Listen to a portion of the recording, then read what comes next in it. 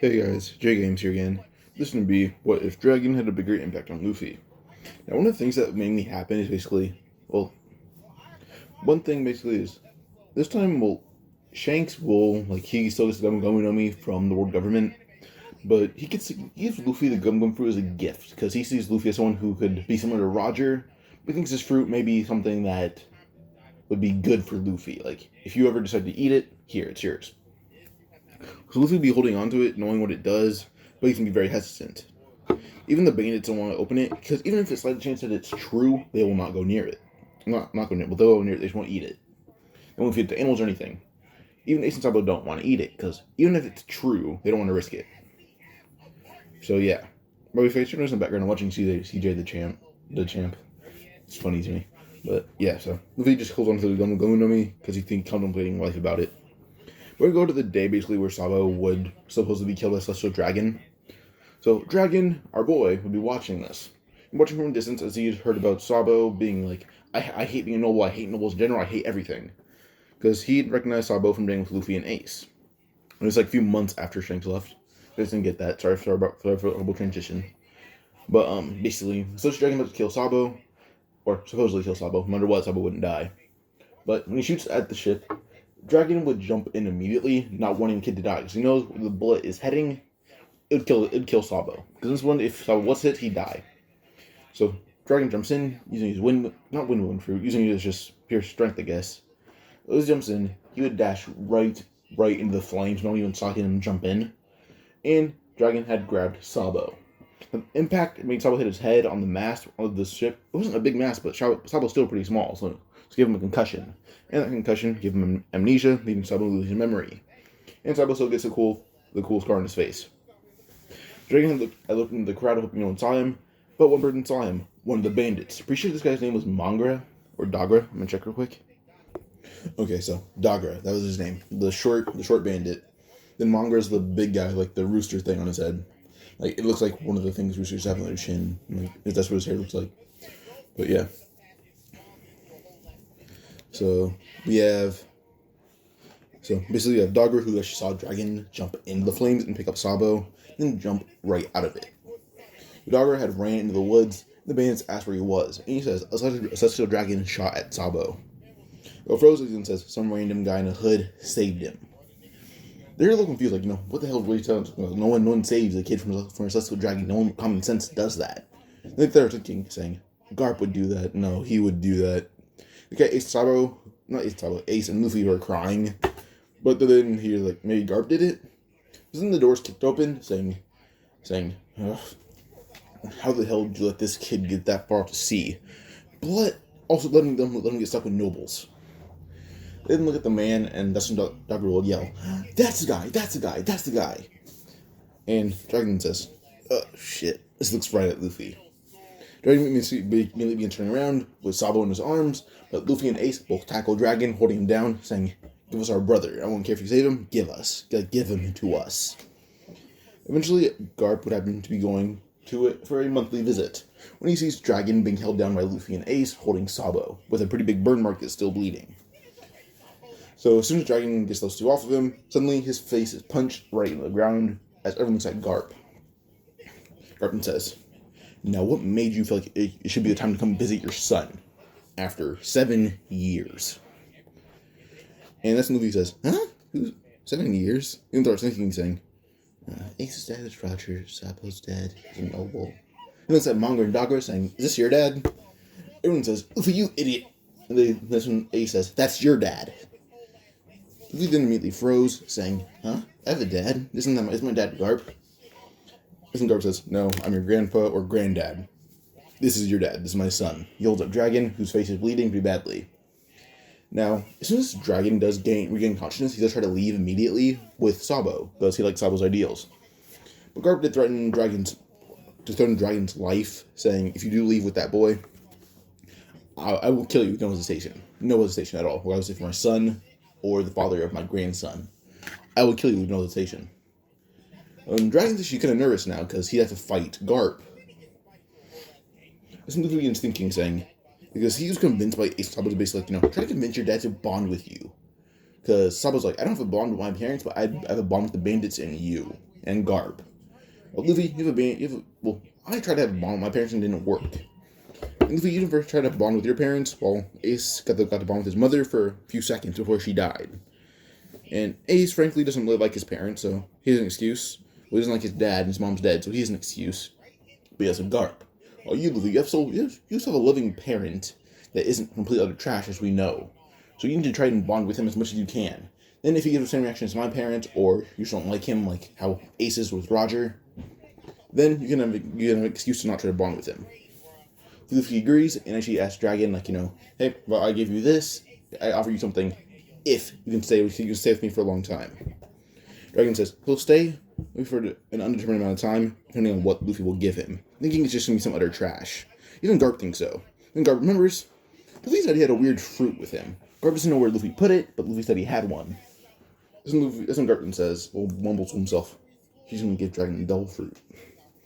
He walks out, holding the fruit box with the fruit in it. Luffy says, what did the guy call it? The Gomu no Mi? And he's thinking of the Lucky Roo, and that's when Garp says, you have that fruit. That's the fruit you have. Dragon immediately took it, saying, alright then, guess I'm a man of my word. Dragon is thinking, saying, this fruit is wanted by the government, but also really powerful, and can be a key to the future. As he thinks, Dragon says, Luffy, I'll give you 3 years with me. Garp and Fro said, wait, what? No, that fruit's too valuable for just 3 years. Bastard, make it fair. Then soon Dragon says, I will push it to 5. Soon Garp says, good, I'll take that. And eventually Luffy then asks, Dragon, what he does. And Garp and Dragon have to explain the Revolutionaries, the Marines, the Pirates, the Bandits. Basically explain every single faction that exists in the world. Even the minor ones, like the Bandits or Mercenaries, that kind of stuff. Or Pirate Hunters, so to say. But let's go through that stuff. And Luffy, Ace, and are just shocked at this. So Luffy's like, so you two are on opposing sides? Dragon and Garp nod. That's when Dragon then just starts thinking, saying that, he wants Sabo to become a revolutionary because he has the drive to change the world. And frankly, he sees potential. That's when Sabo then says, well, during the next 5 years, if you can train us on how to fight, and Garp, I want you to train with us. You're a strong Marine, you're a senior Marine. You don't really do much, I know that. So you can take 5 years off. Just do paperwork here. That's all. I know that's all you do. Garp decides when Sabo's right, so he then says, fine, I'll tell Son Goku. So Garp gets a den in Mushi. He calls, and he then says Son Goku, he's been staying with his grandsons for a few years, because, they're young, they need an adult figure. But Son Goku would send the work here, paperwork here, via news coup. Son Goku will immediately say, no, that's no worry. I don't do anything here besides pay bills. I'll do it myself. So Son Goku agrees to just do Garp's paperwork, but Garp does have to do overtime each day he missed, each day. Garp isn't happy, but he's okay with it.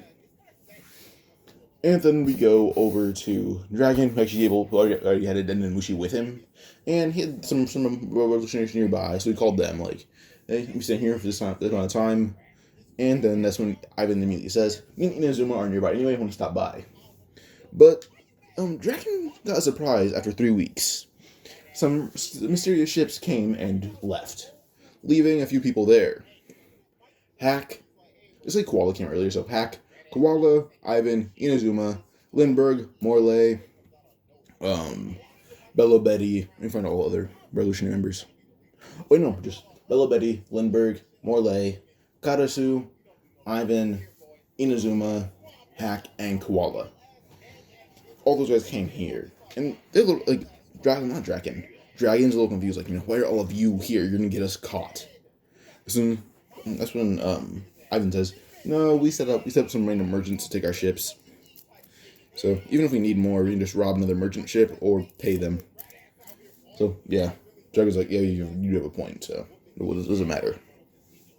Then he explains his whole condition, and Dragon does reveal he did eat the Gomu Gomu no Mi.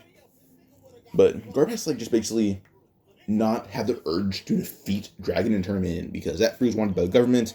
Garp works for the government, but for 5 years he's not laid off, but he's on a break for 5 years. So yeah. But eventually this does lead to training with the Revolutionaries and the Garp for Ace and Sabo. Even Nagri does run in a few years later, but we're going to go over the first month. The first month, they have to build physical strength, stamina, and endurance, but also technique. Even Kuma does come a few times, but Kuma does make it mysterious to the Marines where he goes. So Kuma even tags along a few times, and it's very helpful. So yeah. Now, Garp does have to check in with Sengoku at least once a month, but just says, he's hanging out the Bandits, Ace, and Luffy, and Sabo. But yeah, so eventually, when we go to another 3 months in, Luffy, Ace, and Sabo built up enough strength basically to lift up tree trunks, like those gigantic trees you would see in the forest. They can lift like 2 of those up, like one in each hand. That's how strong they've gotten. So by the time they got that strong, the Great Terminal Fire already happened, but they saved it. Like they all saved it. They got everyone out of it. So yeah. By the time the fire was ended, everyone was able to move back into the areas if it wasn't burned down. So yeah, it didn't really work too well. But back to this. So they're able to basically just lift that much, like just 2 tree trunks. And then we have them also able to basically run. Luffy's not able to run the speed of a bullet, but he's pretty damn close. Same with Ace and Sabo. And then we're going to go to around 2 years into the training. Nagri had joined in at this point, as he did reveal himself as a Conqueror's Haki user. Luffy and Ace and Sabo know about every form of Haki. And when they learn about every form of Haki, they only learn Luffy, Ace and Sabo, not Ace and Sabo, well, Luffy and Ace learn how to use Conquerors. Like they can let out small bursts of it. But they can't let out like a big burst like Luffy did on Fishman Island. They can't do that yet. While Luffy and Ace can just they can knock out like 15, 20 people max. That's really it. Well, if anyone else is caught in the range, they're probably just going to be put to their knees or fall to the ground. Like they won't be in contemplation to fall on their back. And then we have, so in the next 2 years though, Luffy and Ace learn Conquerors. Sabo, because he couldn't learn, he can learn observation. They all have observation by the time, so in 2 years, Luffy's 9, Ace and Sabo are 12. They all have a decent form of observation. So, we have Sabo, who couldn't learn Conquerors. So during this time, he spent time perfecting observation. So, he's slightly stronger than Ace and Luffy at this point. Luffy learned how to use a staff. Ace and Sabo learned, they mastered their pipe, how to use their pipe. But Luffy just learned how to use a barrage of weapons. But Ace, by the time he is 14, he had a weapon of choice, which was pistols. But we're going to go to when they're 14. As you know, yeah, we are. When Ace and Sabo are 14, Luffy is going to be 11. This when they're 11, that's when we start learning advanced fisherman karate. Koala still does join in the training. She is now Sabo's girlfriend. Now, everyone knows it, but Sabo and Koala try to hide their relationship. Like, a lot. But it doesn't really work out too well. But, yeah. So, basically, the best way to describe it is I'm using technical words for fisherman karate. They bench press thousands upon 10,000s of pounds of waves, of water. And that's 10,000 of pounds, which is very impressive. Luffy and Ace and Sabo could already do that by the time they're around 9 or 10. Well, Luffy was 9. Ace and Sabo, Luffy did that by the time he was 7 still. Ace and Sabo did that by the time they're 10 or 11. So they could do that regardless, take 10,000s of pounds. And now they're enhancing the weight to just more and more to the point where it might even reach hundreds of thousands. So, yeah. So they're still super strong. Now, with this, we're going to go to, basically when Ace and Sabo are 17. But the Revolutionaries stuck around to the fact that Sabo wanted to stay till him and Ace's agreement, Ace and Luffy's agreement where it's gone, they leave when they're 17. So, yeah.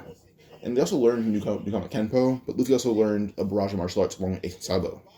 So the martial arts they learned are basically, Kyokushin Karate, ITF, Taekwondo, WTF, Taekwondo, which is I'm pretty sure I got that from basically, I got out of high school, and they describe it as basically ITF being North Korean karate, where it specializes in trying to kill someone, while other, the WTF karate, not karate, WTF Taekwondo is for, the other regions. Then they also learn barrage boxing. They can also use dirty boxing. They have judo, jiu-jitsu, so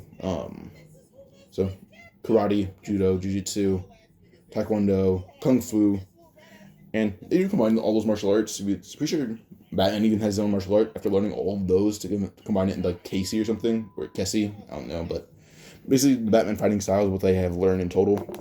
Kind of ironic because of Dragon's whole voice and dubbing, basically Batman. So that's what I gave them. And then Luffy also did learn his own capoeira. He learned, Aikido. And then Ace Sabo did as well. And Ace, with weapons, Luffy knows how to use a gun, a knife, a sword, a pipe. Basically, give him a weapon, he's probably have decent usage of it.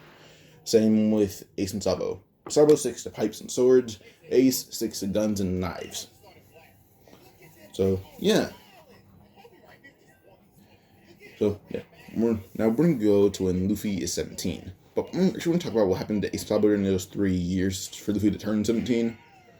During these years, we have basically Sabo, who joined up with the Revolutionaries by the time he was 17. He already learned armament Haki and observation. Sabo's observation is similar to Fujitora, where you can just see auras. That's really it. But no, it doesn't go off emotion. It goes off your intent. Yes, you can pretend to be nice, like you even can tell. Well, you can be a nice person, but have the intent to kill Sabo, and he picks up your intent, so he won't be tricked that way. That's like his observation is his intent. Ace's observation works exactly like Fujitora's, but it's not your aura. Basically, it's the outline of your body. That's really it, the outline. So he sees that, but it does pick up the aura that you emit outside your body. Like if you have seen like how Nen emits outside people's bodies or the user's body, that's what that's what Ace's observation Haki does. Luffy's is a mix of Fujitora's, his own like Katakuri, Fujitora, and Viola's Devil Fruit. So like kind of like clairvoyance, a mixture of foresight and also seeing aura. It's a mixture of that. So Luffy is the best. He has the best observation, but he didn't fine tune it enough. So Ace and Sabo still have better observation. While Luffy's, if it's mastered, he's gonna be a damn god with it.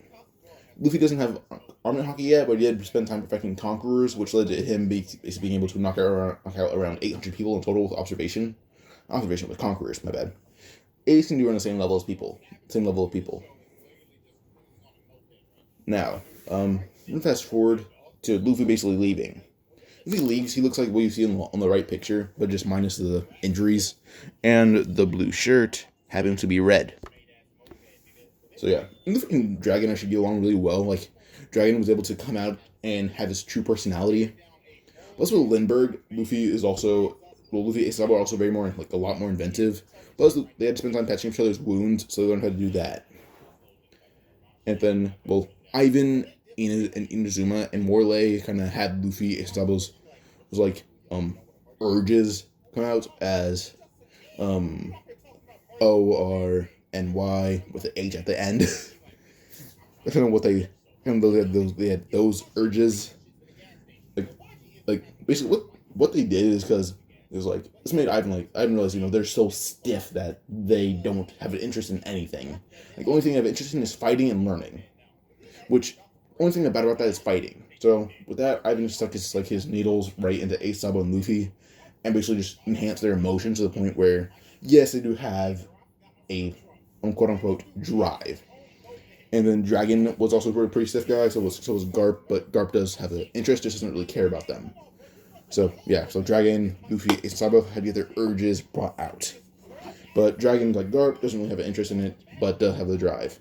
Well, Luffy and Ace are kind of similar, but Sabo has a girlfriend, and then Luffy and Ace are like, if we get one, then we get one. But yeah, so Ace is still a Whitebeard pirate.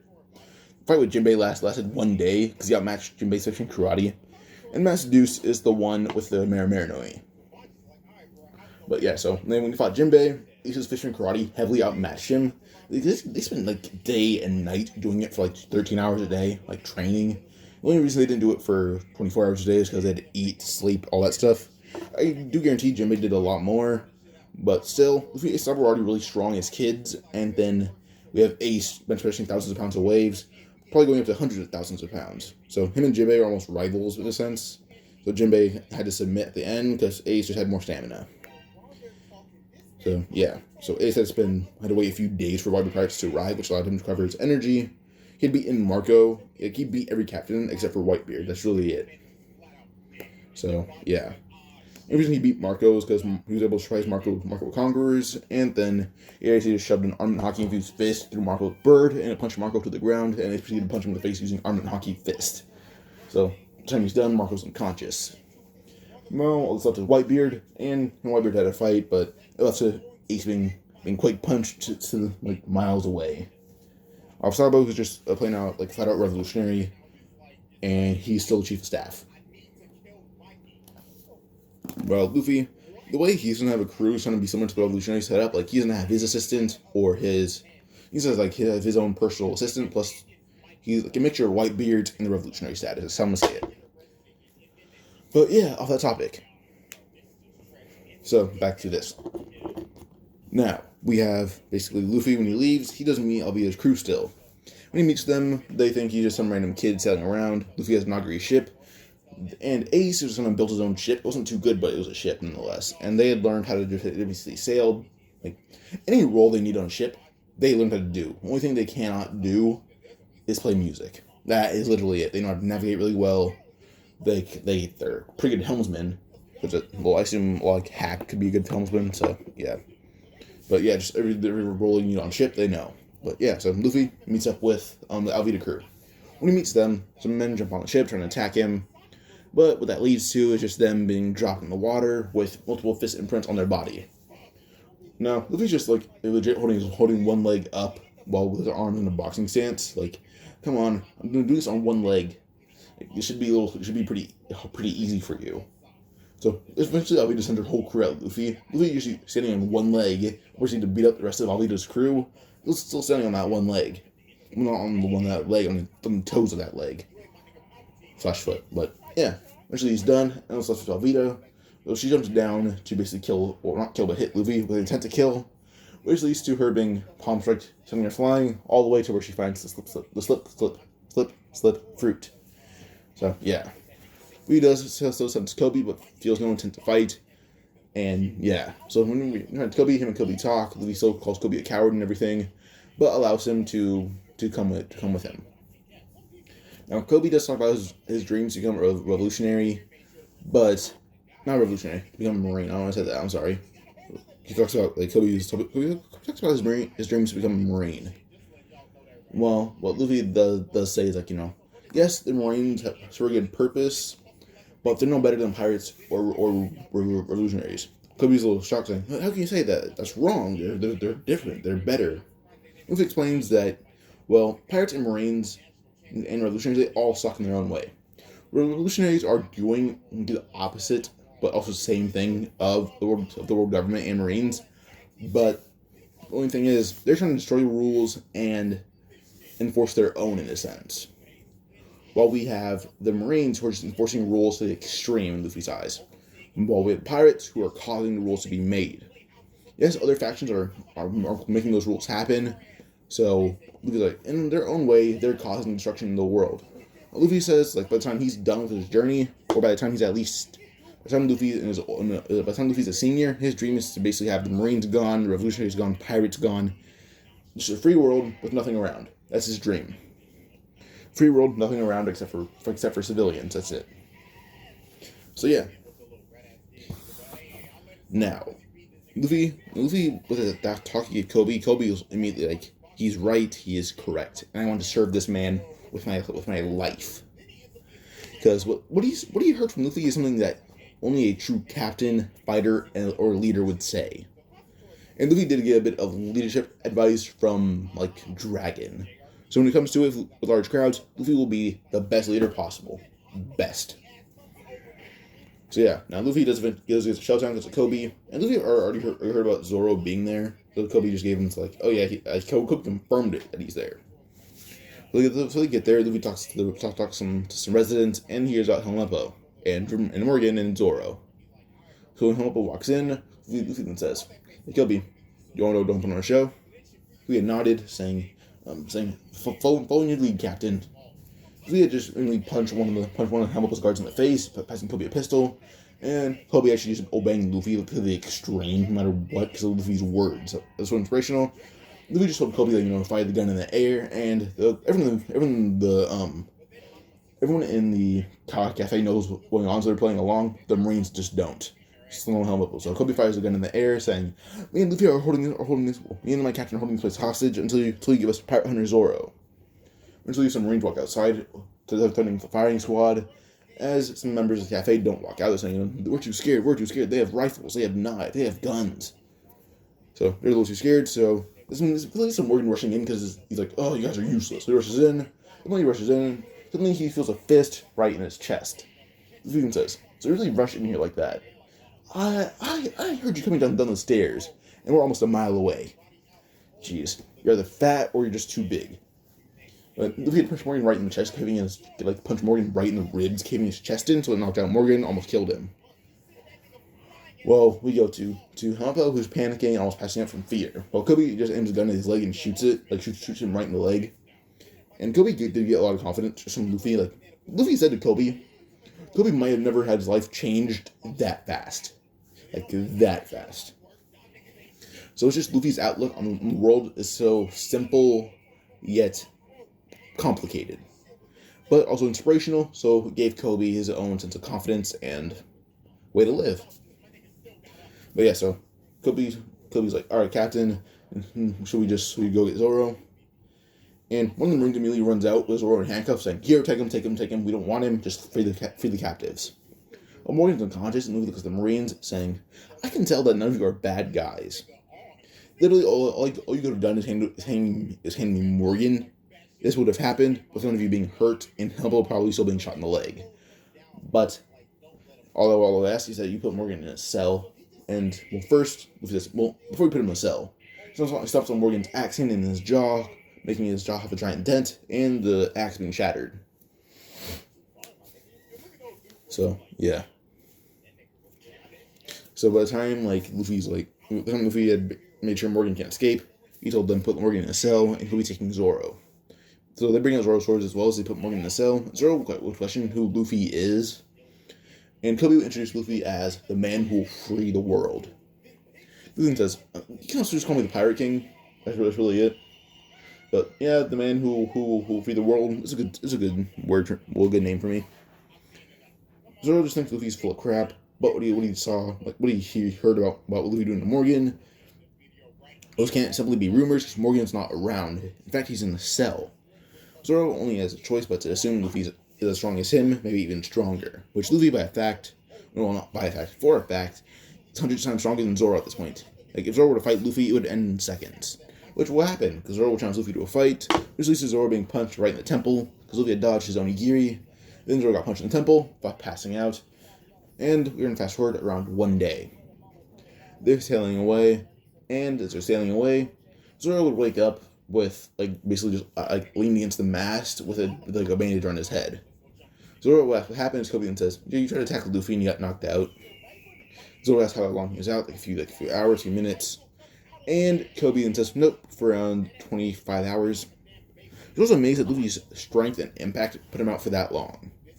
But then Zoro realized Luffy hit him right in the temple, Luffy tried to put as much of his fist into Zoro's temple as possible.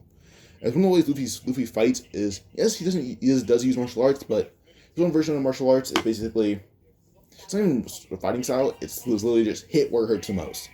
So basically the nose, the teeth, the chin, the temple, the abdomen. I guess the shin would hurt a lot too, but basically the base of your foot, that kind of stuff. If you hit someone there, without a doubt, you'll be in an extreme pain. So yeah. So with this, Luffy would tell Zoro Luffy is pretty good with every weapon, but he's especially good with swords and guns. So he actually volunteers to Zoro some techniques with Itoryu and Nitoryu that can enhance his Santoryu.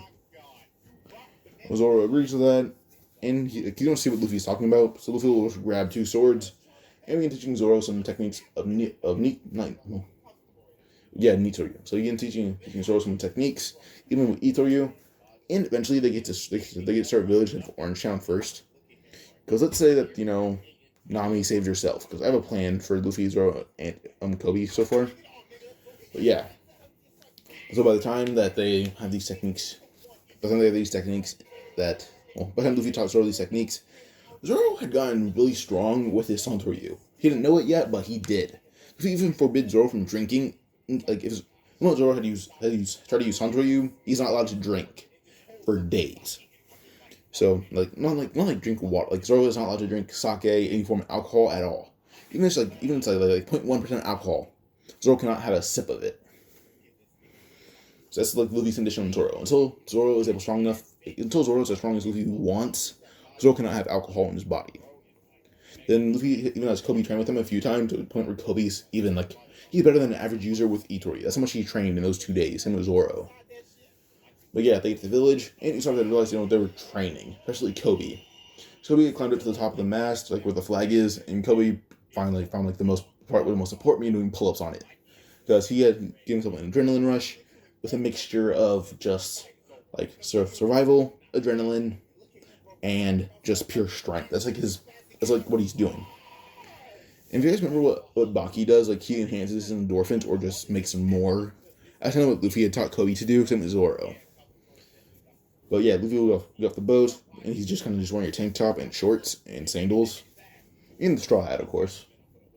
So he goes in the village, and Usopp even asks Luffy, who are you guys? Because what the training you guys are doing is extreme, beyond any normal human.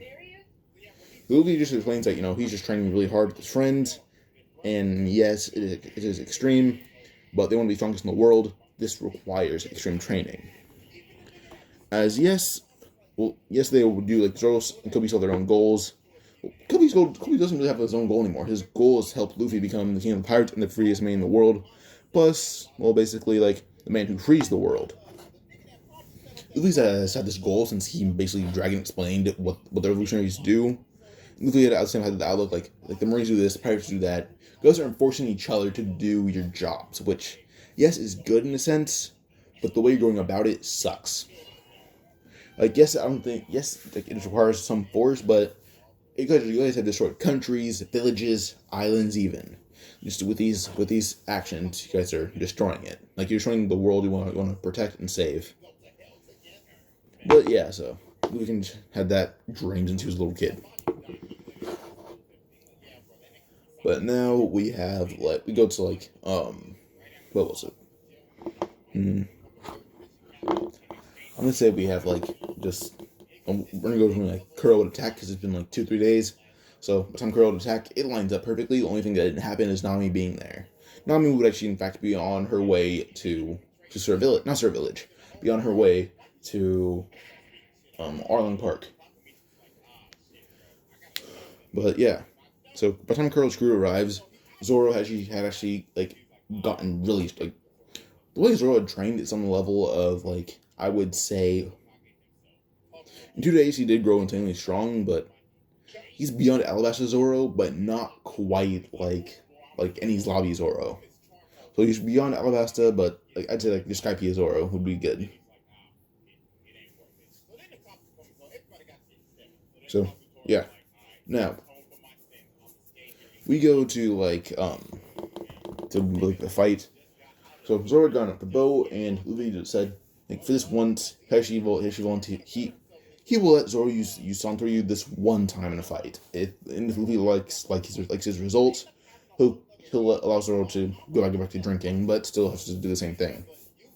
So they have to do the same kind of fights and everything. Well, training, not fights. So Zoro agrees to this, and he fights the Mihawk brothers. He fights them. His speed is just comparable to beyond a bullet. The Mihawk brothers can't even keep up with their eyes. With this, Zoro takes down one Mihawk brother using just a simple slash, using 3 swords, and then he appears right above the other one, yelling Onigiri, and that destroys the other Mihawk brother.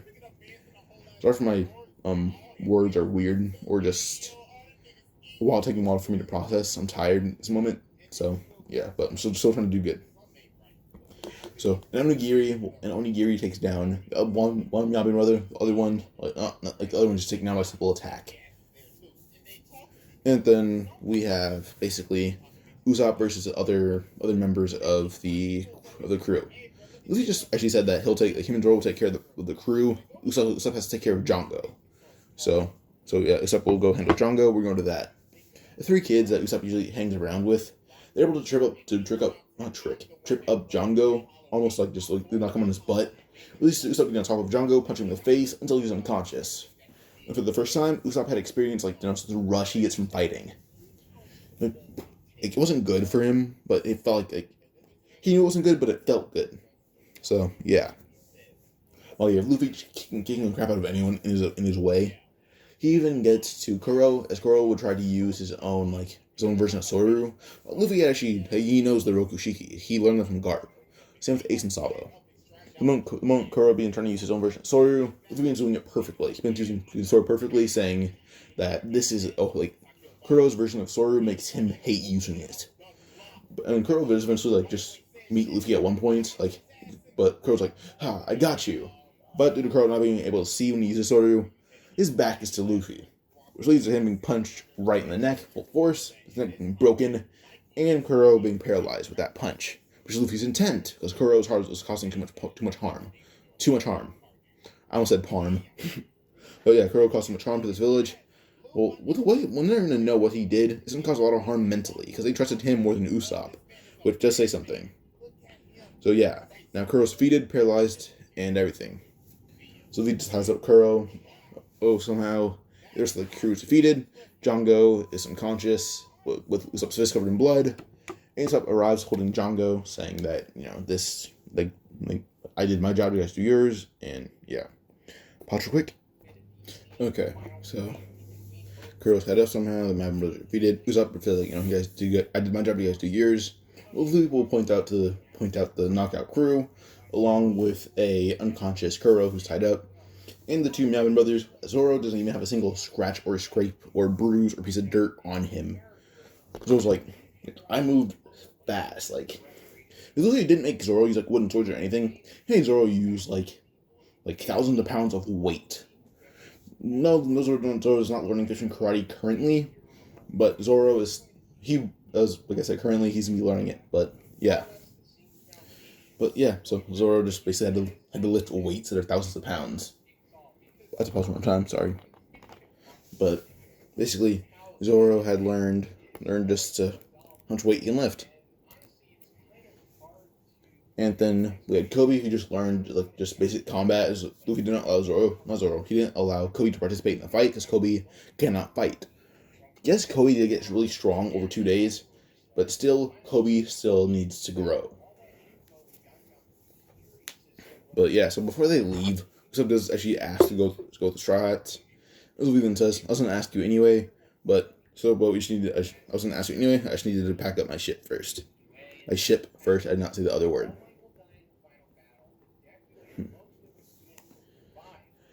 But yeah, so Usopp gets his stuff ready, then they get on the ship. Luffy asks Usopp to make a banner, as Luffy told, Luffy can draw a little bit better, just has not the same talent. So does try to draw the original flag first, but the moment Luffy realizes what Usopp's drawing, he stomps on Jolly Roger, even says, change it. So then draws the Jolly Roger, but, let me check on Luffy's Jolly Roger real quick. So Luffy's Jolly Roger is actually just the original one, but Luffy does have the scar under his eye, so Luffy has Usopp add that. One other thing Luffy has to, as Usopp add, is basically beyond he wants one sword, then he wants a fist on the side of the Jolly Roger, and to represent Usopp, because Usopp still needs some credit, it's a slingshot going down one side of it. So yeah, how some skull and crossbones, one of the bones basically would be a sword, the other one being a slingshot. With on the side, we have a fist, which would represent Koby and Luffy's affinity for bare knuckle combat, or Koby's future affinity. But yeah, so the next stop will actually be Arlong Park, as Luffy does say, that they would have some, it's gonna be a fight there. So on their way there, Buggy pirates had chased Nami using some other ship to get there. They still had Alvida and everything. And then the Marines had heard, basically Nezumi heard the Buggy pirates heading towards Arlong Park. Plus we had Full Body hearing two major pirate crews were going to intersect at some point. Now Nezumi only alerted Full Body because Arlong and Buggy, the way Nezumi thought of it as two really strong pirates about to encounter each other. So he alerted Full Body. But it's two really strong East Blue pirates. This would be really, really fun to try out. So Full Body abandoned the Baratie. Full Body gets there. He intersects the battle between Arlong Park. So between Arlong Park, then there's Fisherman Pirates, or Arlong Pirates, against Buggy Pirates, against Nezumi's Marines, against Full Body's Marines, and yeah. Full Body's Marines discover Full Body Marines discover that discover that Nezmi's brains are actually on Arlong's side. Those just leads to basically a whole war in the middle of Kokashi Village, but it takes a few days for this war to go to its max point. But yeah, by the time starts to get there, they didn't see the war going on. It took them around 3 days in total. And on the second day they were sailing, that's when the war fully started. But Koby did get enough time to get a lot very slim during this time, so Koby didn't lose all his weight, but he's decently fit now. In the video, they teach Koby a few basic combos for attacks. No, you're not strong enough to knock out someone in one hit. But yes, if you use this combo, someone will be knocked out. So they run into battle, they run into the village, and because they saw some people being shot at, or innocent people, could tell, so they just interfere. So Luffy just uses his bare knuckle combat. Zoro just actually picks up one of the weights and swing it at people as they just get flung around. With Koby just using a barrage of judo and actual chokeholds like judo, jujitsu, and capoeira. That's mainly what Koby's using to fight. Yes, if you use a barrage of these 3 martial arts, even combine them, you will succeed in battle. Well, we have Usopp just sniping from distance. And when Luffy told Usopp his goal, and Usopp actually did get a burst of confidence, because what Luffy says does get a weird boost in confidence for people. Zoro didn't need it, but he did still get confidence, him with Usopp and Koby. So yeah.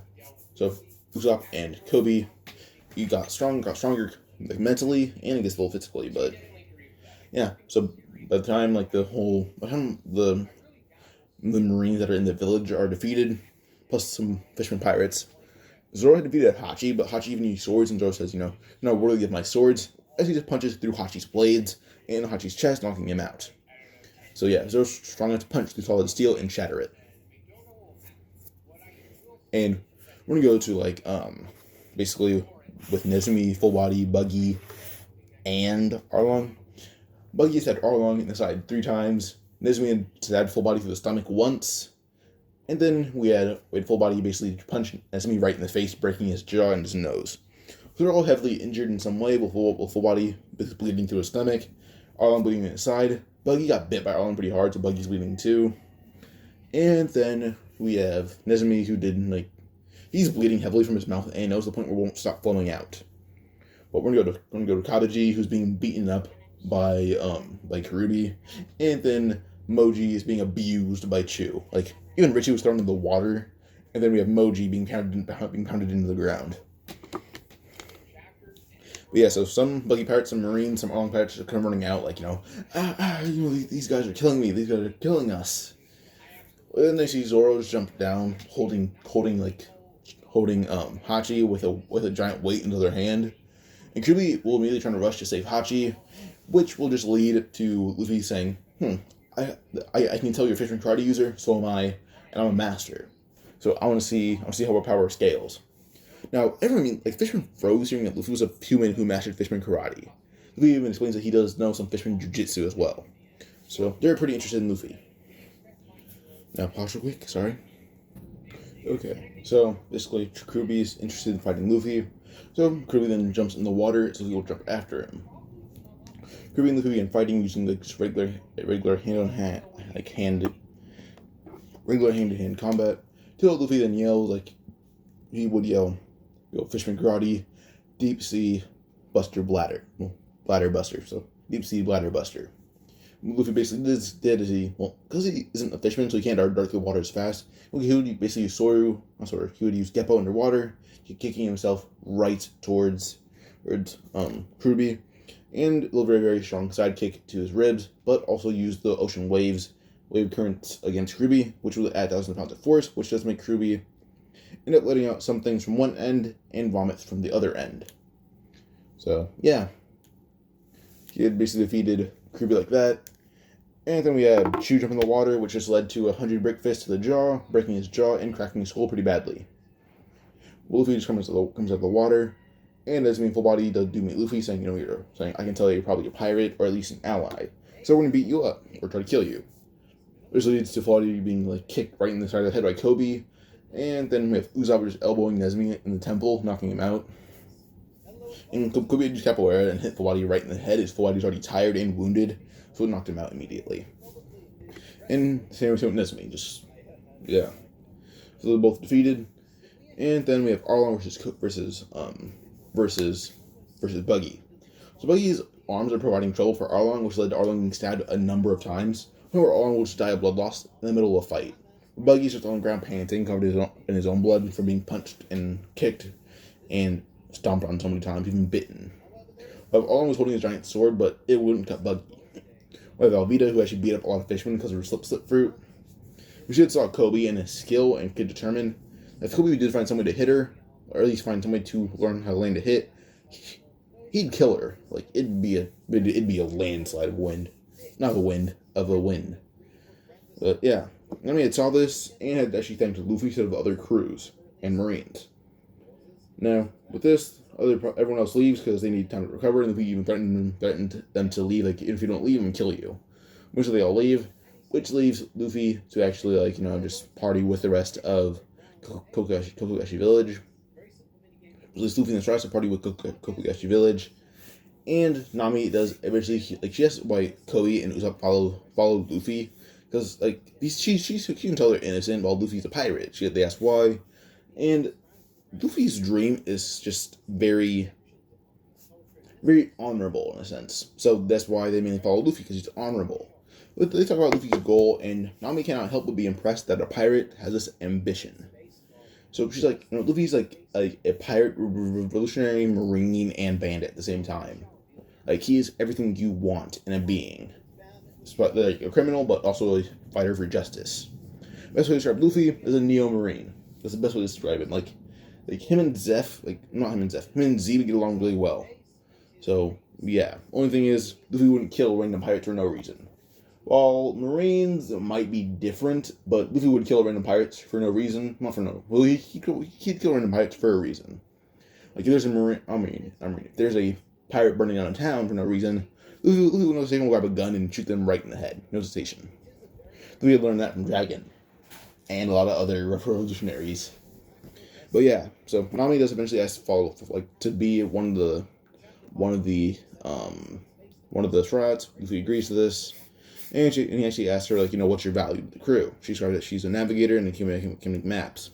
Well, if he's a master navigator, it's just, he has no talent for drawing. So him drawing maps for him are really hard. He can do it better than Nami. It's just, he doesn't know how to draw.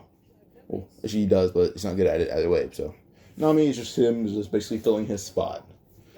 And he doesn't tell him, only spot that he actually would need personally would be someone who can draw maps and a musician. Everything else he can do himself. And Usopp tries to know this. Even Zoro knows it. We've learned some spiritual style move from Zoro. So, yeah. Just to tell you. But now the next stop is the Baratie. They get to the Baratie. When they get there, some bugs the Don Creek crew's already there. But Luffy looks seeing Gain and Don Creek fighting as Pearl's on the ground unconscious. Don Creek, the poison comes out, is broken. We have Sanji who has a bullet in his leg. We have Zeph who's knocked out. And the Baratie is actually burning. Yes, during this time, I did not forget about the whole Baratie incident plus Zeph and the Don Creek pirates. Eventually, Luffy does watch as Gin has a gun to his head, and Luffy will use observation Haki to feel the emotion and aura. You can tell that Gin and Don Creek's auras are close, but so are Sanji and Gin's auras, which does lead to Luffy saying, the guy with the tonfa, he's in the right. So the guys in the suit and the cook gear or the chef gear. By the time by the time Don Creek is about to kill Gin, suddenly the bullet is blocked by Zoro's Watto. Zoro then says, "And sorry to interrupt, but we need food, and we can tell who's right and wrong." Gin then says, "I can tell you're a strong pirate hunter." Zoro then says, "You know who I am?" He nodded, saying, "3 swords. I know who you are. I have one request. Kill my bastard of a captain." Gin will then pass out, as this leads to basically Zoro slashing Don Creek's head clean off immediately, saying, All right, I did my job." He walks to Pearl as Pearl begins waking up, with Sanji using his one leg. Well, he leans against the wall and slams his foot down on Pearl's face, full force, almost killing Pearl. Well, suddenly, they hear tons of screaming, as they see Luffy punching his way through the rest of Don Creek's crew. Luffy then says, Zoro said bad that I don't need martial arts. My team is just too strong, or you guys insanely weak. And Luffy just proceeds to punch a guy right in the face with force, like his fist is being clouded in blood. And even Usopp is doing the same thing with Koby. Now he's just watching it in awe at these guys, because yes, you saw what they did against Fishermen, but this is a really big crew in big numbers. So this one Zoro says, I think it's a mixture of both. Also then proceeds to just basically use one arm and slap away tons of guys. And Zeph and Sanji have to acknowledge, this is the definition of true strength. These are the men that are the definition of that. Eventually when it's over, they go inside. Don Krieg crew leaves except for Gin. And they eat some food and everything. The Baratie fire is put out. It's rebuilt by Luffy. He's able to do a lot of it himself in one day. And as they talk, because Luffy rebuilding Baratie, food's in the house, especially because Sanji sees Nami. And yeah. Now, as they talk for a bit, Luffy talks to Sanji about his goal. Luffy sounds like it's one of Luffy's obsessions. And Sanji will talk about the all blue. Luffy then actually starts smiling and sparkling. His eyes start sparkling with joy. He'll talk about how he's a pretty good cook, and one of his dreams is to find the all blue and cook the best dish that he can. Sanji laughed as he shares the same goal, and Luffy does say, you can tell Sanji's a better cook. It's just Luffy does cooking as a hobby, not a job. Yes, Luffy's a pretty good cook, but not as good as Sanji or Zeph, like something like that. Luffy's not a professional chef. Like, if you can just cook normal meals, that's what Luffy can do. But he puts his own spin on it and makes it his own food. So, yeah. So Luffy and Sanji begin getting along really fast. The point where Sanji does run the crew, not over Nami, over Luffy. Because Luffy's goal, find all blue, that's one of Luffy's goals. So basically just, he has like a whole bucket list. And I swear to God, on his bucket list, beat Dracula Mihawk. That's one of the things. So beat Garp, beat Dragon, beat Dracula Mihawk, become King of the Pirates, free the world, and take down take down every faction. Those are all of his goals. Yes, Zoro may beat Mihawk first, but still beating Mihawk. And I did attempt to hold off Mihawk, by the way, because by the time they're about to leave, Mihawk arrives. Zoro and Mihawk still fight, as Mihawk has to acknowledge, Zoro is insanely strong and fast for someone in the East Blue.